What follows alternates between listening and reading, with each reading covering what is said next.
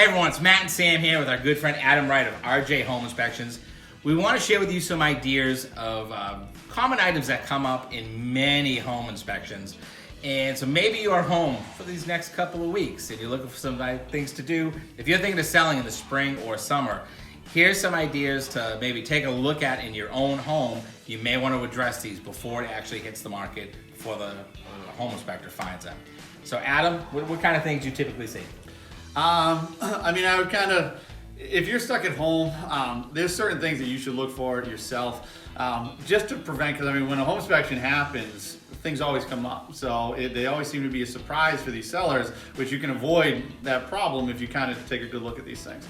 As far as the outside of the house, do a lap around the house. How many times do we see on an inspection like rotted wood around this? So if you have a big house with a lot of wood, do a lap around and take a peek at that. Any of those obviously rotted areas are going to come up. So if you've deferred that maintenance for a while, just take a look. And your roof, easy fix with a carpenter. Right. So those some are easy, and you should address them right away. Yeah. And your roof, look at all sides of it.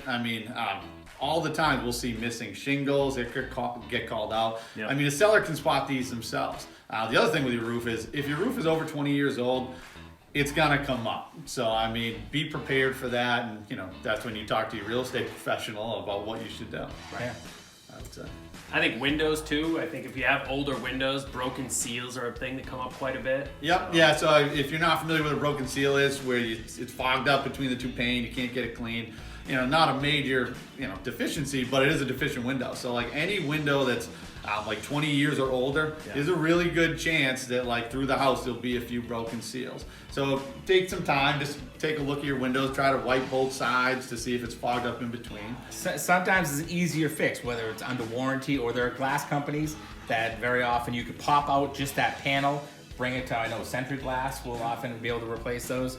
So a lot of times easier fix, better to fix one or two windows than having a buyer go from loving your house to thinking all the windows are shot. So address that up front. You can reseal a window. Cool. You don't have to replace it, you can reseal it. Yeah. Basements, attics, what do you got? I would say the next stop after you go through the outside is, let's go top to bottom, right? So as far as your attic, a lot of people haven't been in their attic for years and years. So step one, go in your attic. While you're in your attic, obvious things to look for. I go into house all the time, not all the time, but I'll go into an attic and you can see a hole, an obvious hole. If there's a hole in your roof, not good. You may want to address that. Look for water staining in your attic.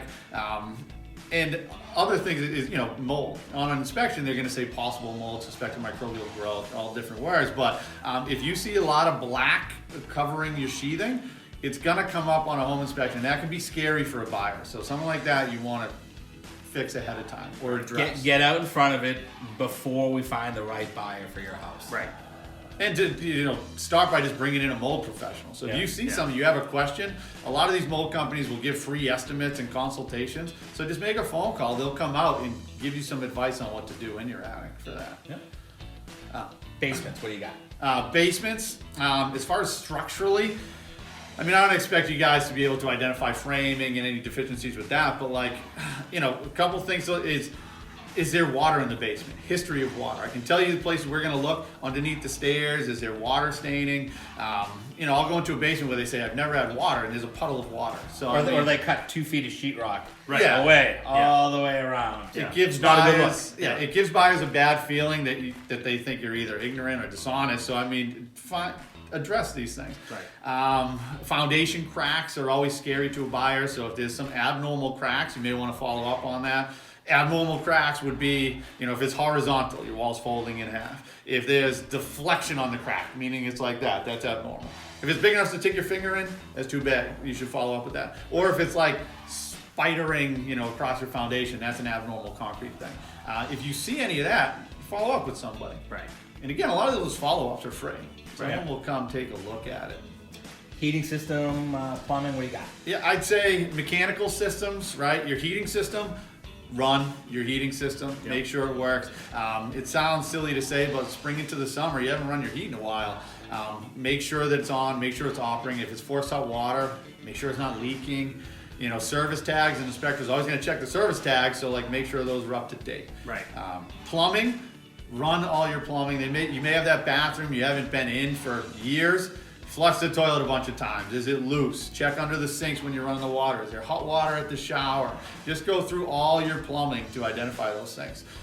Electric, I'd say, I don't expect you to test every outlet or anything like that, but test your lights. If there's a light that doesn't go on, that's going to come up. You don't want the buyer to think there's something wrong with the light. Change the light bulb. Right. Right? Anything major.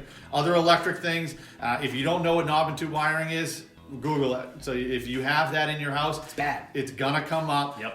It's a huge issue. Insurance companies hate it.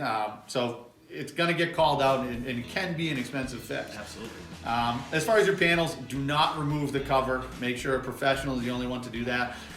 But if your panel says stab lock breakers on it, again, if you're not familiar with this, just Google it. Federal Pacific stab lock breakers. If you have those, they're red breakers. That's going to come up, and you probably need a panel replacement. So something like that's a big negative to a buyer. So just be able to identify those things easily. Yeah.